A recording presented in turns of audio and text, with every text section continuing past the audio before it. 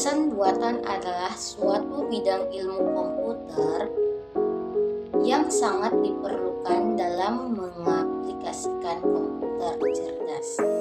Perangkat yang dibutuhkan pada bidang ini telah dikembangkan pada kurun waktu abad ke-20, utamanya pada industri rumah tangga.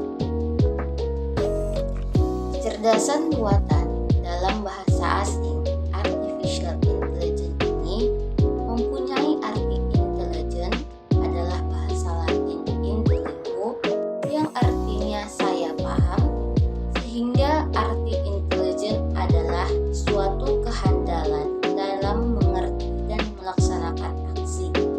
Kecerdasan buatan muncul pada era 1940-an, meskipun pada zaman Mesir kuno sudah dapat diketahui perkembangan ini perhatian ada pada kemampuan komputer mampu meniru kecerdasan manusia. Seorang ilmuwan pada abad ke-17 yang bernama Rene Descartes menyampaikan bahwa tubuh hewan bukanlah sesuatu yang mudah, tetapi berupa mesin yang rumit. Pada tahun 1642 tercipta suatu mesin digital yang dipergunakan untuk menghitung mekanis pertama, sedangkan Charles Babbage dan Adi Lovelace melakukan perhitungan dengan bahasa pemrograman. Akhirnya muncul mesin perhitungan mekanis yang dapat diprogram. Dalam penyelesaian permasalahan persamaan integral, pembuatan suatu game permainan catur atau backgammon adalah suatu yang mudah diselesaikan dengan AI. Teknologi ini terus dikembangkan oleh manusia sehingga teknologi AI dapat memahami pengenalan objek muka dan lain-lain. Konotasi fiksi ilmiah yang kuat dimiliki oleh AI. AI telah membentuk suatu bagian cabang dari ilmu komputer, berinteraksi pada tingkah laku, adaptasi, dan pembelajaran yang sangat cerdas suatu komputer, termasuk di dalamnya perencanaan, pengendalian, penjadwalan, kemampuan untuk menjawab pertanyaan pelanggan, pemahaman suatu tulisan tangan suara, kornea mata. Hal di atas merupakan suatu solusi dalam kehidupan nyata pada bidang farmasi, ekonomi, teknologi, dan militer. Cabang ilmu AI. AI merupakan ilmu yang memiliki beberapa cabang. Ilmu pengetahuan yaitu yang pertama ada Natural Language Processing atau NLP, yaitu interaksi suatu komunikasi antara komputer dan bahasa asli manusia dengan baik.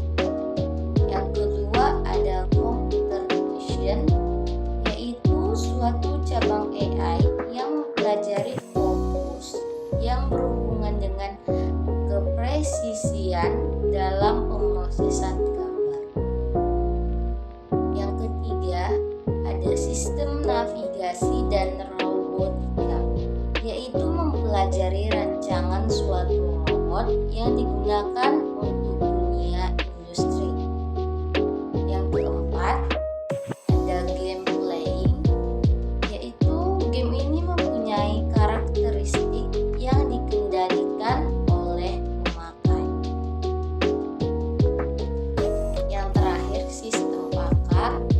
Sistem pakar ini mempelajari cara membuat suatu sistem yang mempunyai kemampuan untuk problem solving dan mempergunakan nalar untuk meniru keahlian yang dimiliki oleh pakar.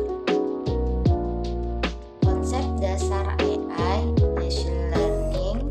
Pada saat ini manusia sudah sangat berinteraksi dengan AI, tapi banyak yang masih kurang menyadarinya. Perinteraksian manusia dengan AI ini sebagai contoh adalah penggunaan Gmail.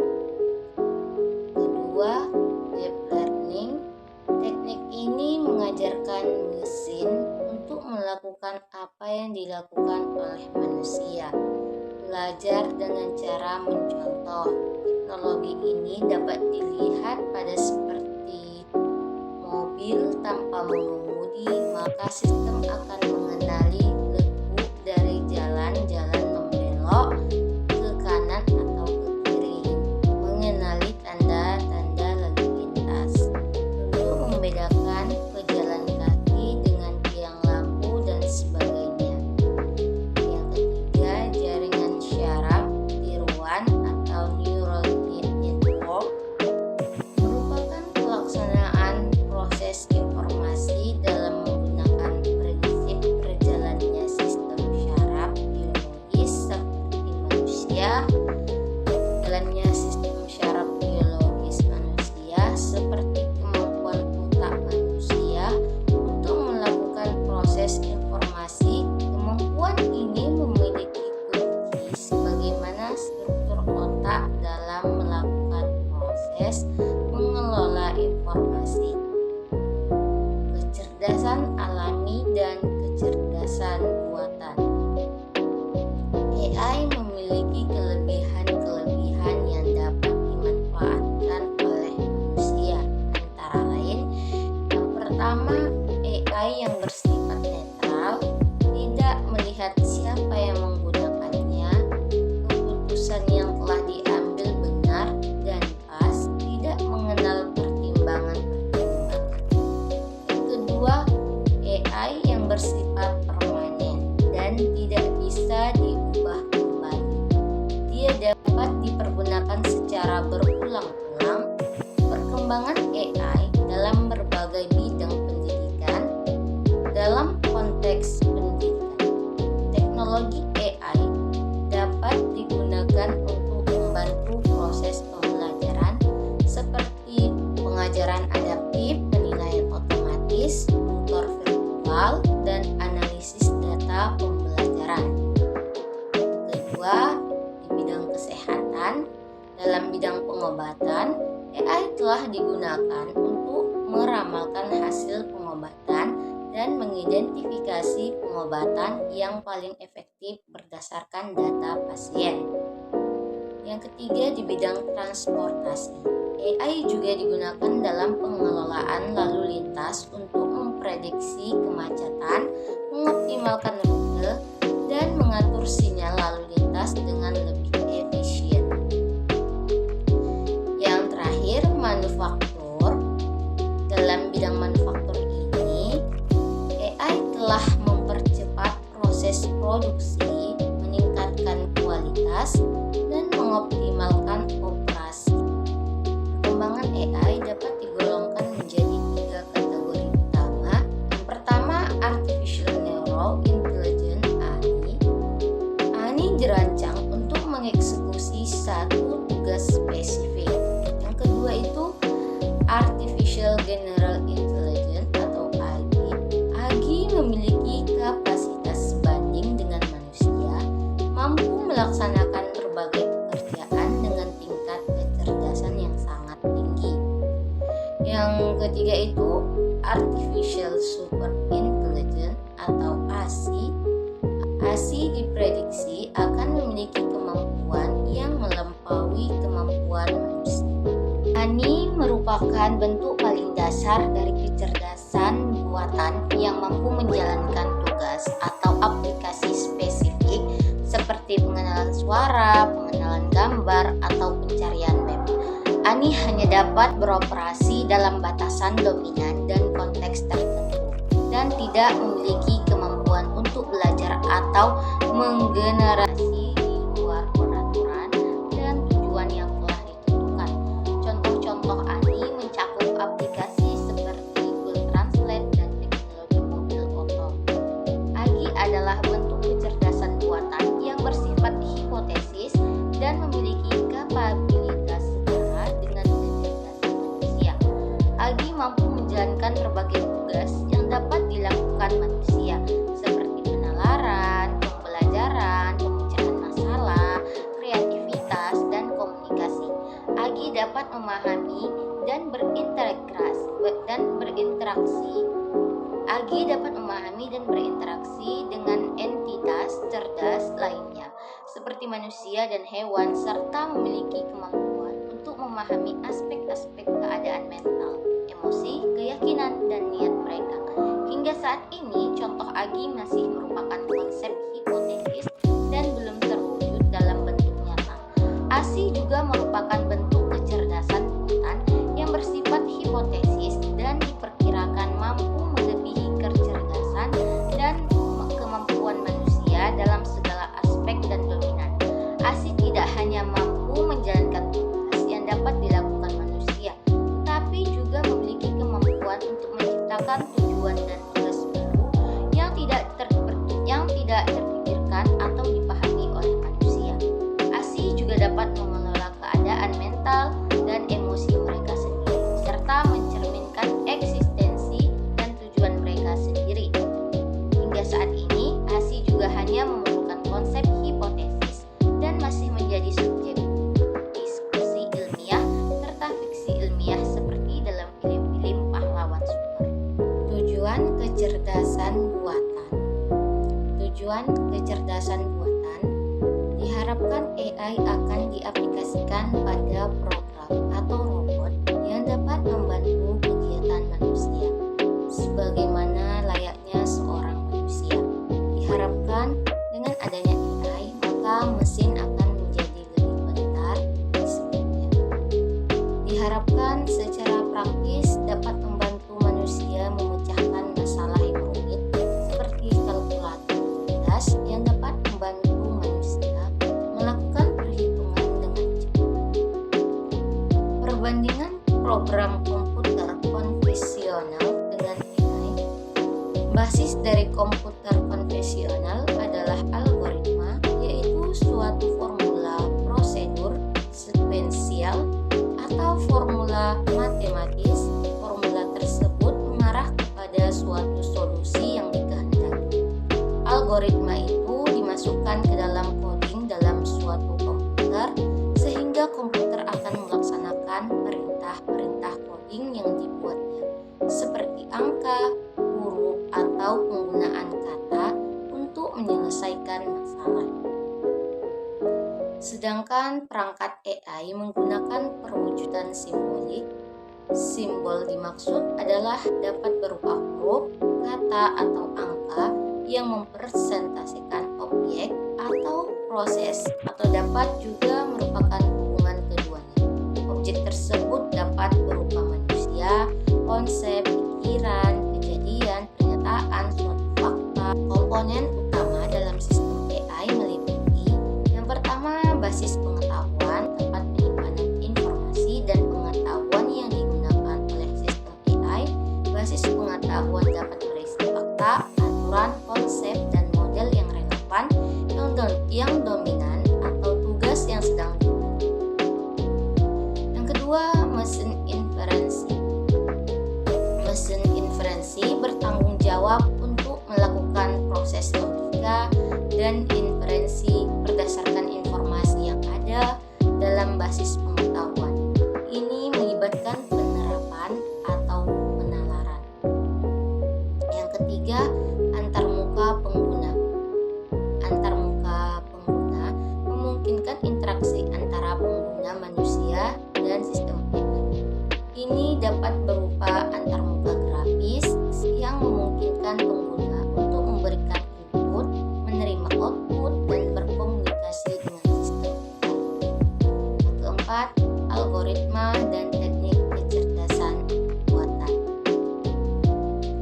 Ada berbagai algoritma dan teknik yang digunakan dalam AI, termasuk pembelajaran mesin, jaringan saraf tiruan, logika proposisional, pemrosesan bahasa alami. Ini memungkinkan sistem AI untuk memproses data, mengenali pola, belajar dari pengalaman, dan membuat keputusan. Studi kasus yang pertama, pengembangan dan penggunaan AI dalam masyarakat Indonesia. Di kasus ini mengeksplorasi bagaimana AI dapat bekerja sama dengan manusia untuk membuat keputusan juga membahas keberhasilan terbaru AI dalam menyesuaikan perangkat keras sesuai kebutuhan pengguna. Studi kasus yang kedua yaitu persepsi jurnalis tentang pemanfaatan artificial intelligence atau AI dalam proses produksi berita. Kasus ini menggunakan pendekatan studi kasus untuk memahami secara mendalam persepsi jurnalis mengenai penggunaan AI dalam produksi berita. Teknik purposive sampling digunakan untuk memilih informasi yang relevan. Studi kasus yang ketiga yaitu pengaruh penggunaan artificial intelligence pada pendidikan mahasiswa. Kasus ini mengkaji pengaruh penggunaan AI terhadap proses belajar mahasiswa di lingkungan pendidikan. Analisis dilakukan terhadap berbagai alat AI seperti ChatGPT, Slate.io, CTA, dan Grammarly untuk membahas manfaat dan resikonya. Yang keempat, studi kasusnya etika penggunaan kecerdasan buatan pada teknologi informasi. Penelitian ini membahas peran etika dalam penggunaan teknologi kecerdasan buatan dalam konteks teknologi informasi. Selain itu, penelitian ini mengidentifikasi dampak positif dan negatif dari penggunaan AI serta memberikan pedoman etis untuk pengambilan keputusan yang bertanggung jawab dalam pengembangan AI. Studi kasus yang kelima, penerapan kecerdasan buatan dan teknologi informasi pada efisiensi manajemen pengetahuan. Kasus ini membahas peran teknologi informasi dan kecerdasan buatan dalam mendukung dan meningkatkan praktik manajemen pengetahuan. Studi ini juga mengeksplorasi berbagai jenis AI yang digunakan untuk meningkatkan efisiensi manajemen pengetahuan. Yang keenam, deep learning untuk deteksi kematangan buah sawit, konsep, model, analisis citra, implementasi, dan studi kasus. Buku ini membahas penerapan teknologi kecerdasan buatan, khususnya deep learning dalam mendeteksi tingkat kematangan buah sawit dengan menggunakan analisis citra digital. Penelitian ini menawarkan solusi inovatif untuk industri kelapa sawit dan menentukan kematangan buah sawit secara akurat dan efisiensi. Studi kasus yang ketujuh itu mewujudkan Society 5.0 melalui pemanfaatan teknologi kecerdasan buatan. Kasus ini mengeksplorasi peran kecerdasan buatan dalam mewujudkan konsep Society 5.0 dengan menggunakan sumber-sumber terbaru yang relevan. Penelitian ini bertujuan untuk meningkatkan pemahaman tentang bagaimana teknologi kecerdasan buatan dapat membantu masyarakat mencapai tujuan mereka melalui teknologi dan informasi. Yang kedelapan, studi kasusnya penggunaan teknologi AI untuk pemulihan bencana dan manajemen krisis. Penelitian ini mengeksplorasi penerapan teknologi kecerdasan buatan AI dalam konteks penanggulangan bencana dan manajemen krisis. Kasus ini melakukan analisis mendalam terhadap berbagai kasus penggunaan teknologi AI di seluruh dunia dalam menanggapi situs bencana dan krisis. Studi kasus pemanfaatan AI dalam media massa.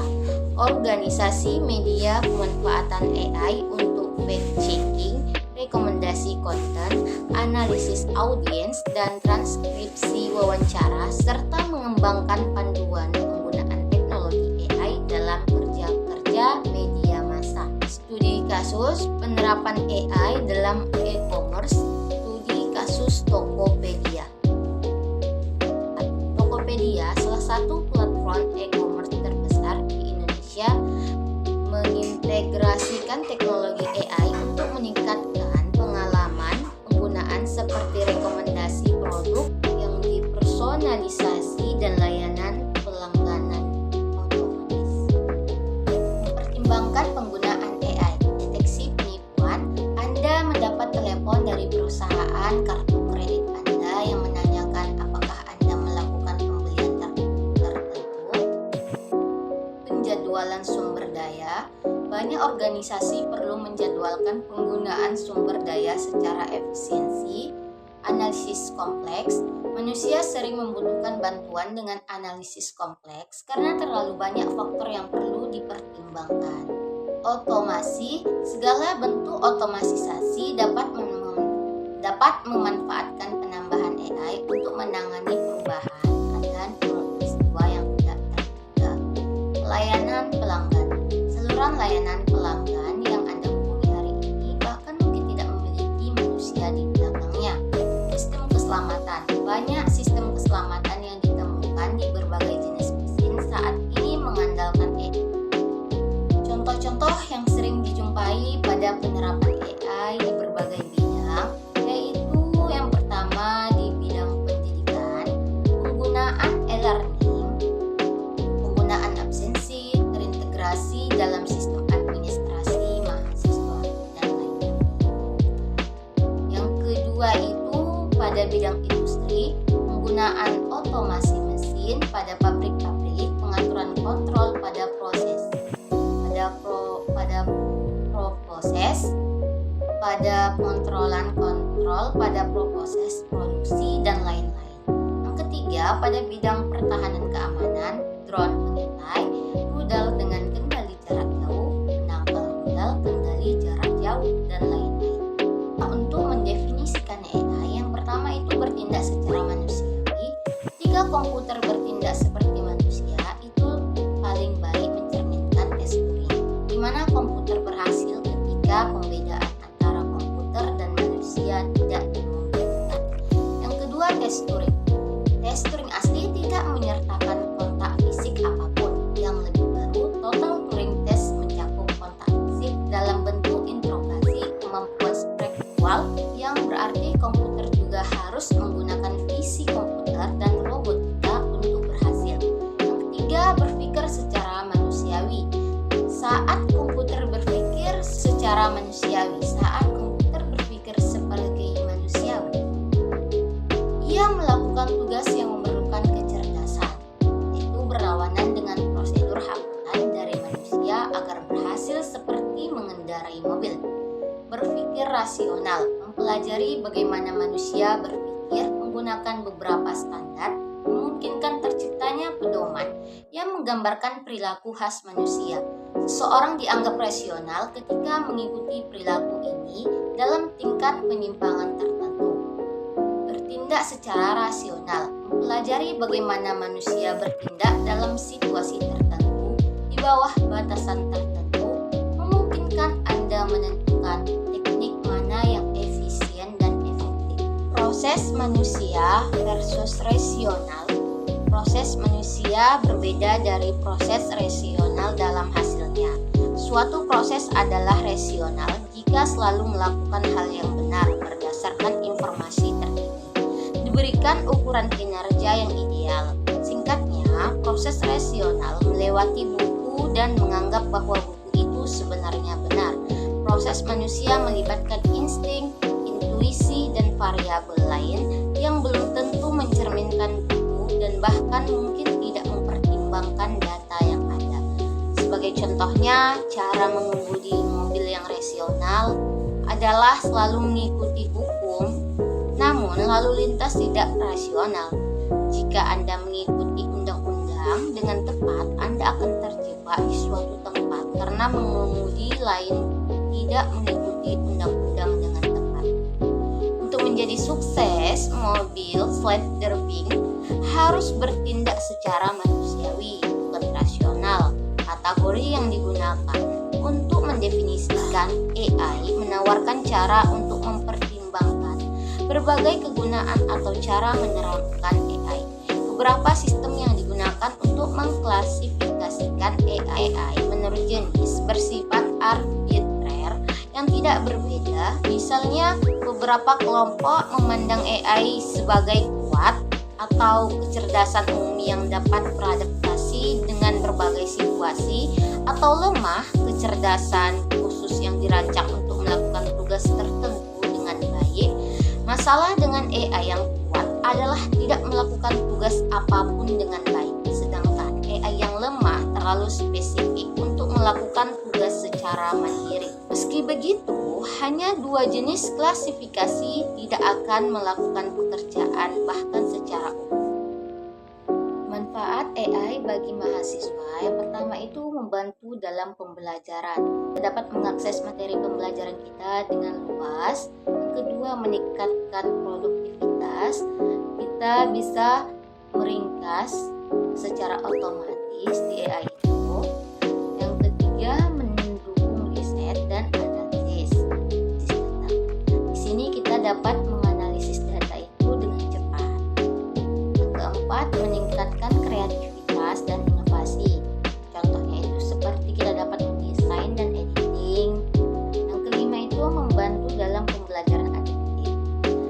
AI dapat menyesuaikan materi pembelajaran sesuai dengan kecepatan dan gaya belajar masing-masing mahasiswa. Tantangan dan etika dalam AI. Yang pertama itu keamanan dan privasi. Dalam era AI, data menjadi aset berharga. Tantangan utama adalah menjaga keamanan dan privasi data yang dikumpulkan dan digunakan oleh sistem AI. Kedua, bias dan diskriminasi. Sistem AI didasarkan pada data yang dikumpulkan dan digunakan untuk melatih model. Jika data tersebut mencerminkan bias, maka sistem AI dapat memperluasi ketidakadilan tersebut. Tiga, tanggung jawab dan akuntabilitas. Ketika sistem AI membuat keputusan yang berdampak signifikan pada manusia, pertanyaan mengenal tanggung jawab dan akuntabilitas muncul. Yang keempat, pengangguran dan perubahan pekerjaan. AI telah memengaruhi pasar tenaga kerja dengan otomatis beberapa pekerjaan. Ini memunculkan kekhawatiran tentang pengangguran massal dan kelima, keamanan siber. Perkembangan AI juga membawa tantangan baru dalam keamanan siber. Kesimpulannya, AI adalah teknologi yang terus berkembang dan memiliki dampak besar dalam berbagai bidang seperti bidang bisnis, kesehatan, pendidikan, dan hiburan. Dengan kemampuannya dalam belajar dan menganalisis data, AI membantu manusia dalam meningkatkan efisiensi dan produktivitas. Namun, pengguna AI juga harus memperhatikan etika, keamanan data, dan dampaknya terhadap pekerjaan manusia. Oleh karena itu, pengembangan AI harus dilakukan secara bijak agar manfaatnya dapat dirasakan secara optimal tanpa menimbulkan dampak negatif bagi masyarakat. Nah, ini adalah referensi buku dan jurnal yang saya ambil untuk memenuhi materi tentang konsep dasar AI. Nama saya Adinda Nasution dengan NPM 23012110, Prodi Teknik Informatika, Fakultas Teknik Universitas Asahan. Sekian video dari saya mengenai konsep dasar AI. Semoga kalian dapat lebih memahami AI lagi, karena seiring berjalannya perkembangan AI ini semakin canggih ke depannya. Sekian video dari saya.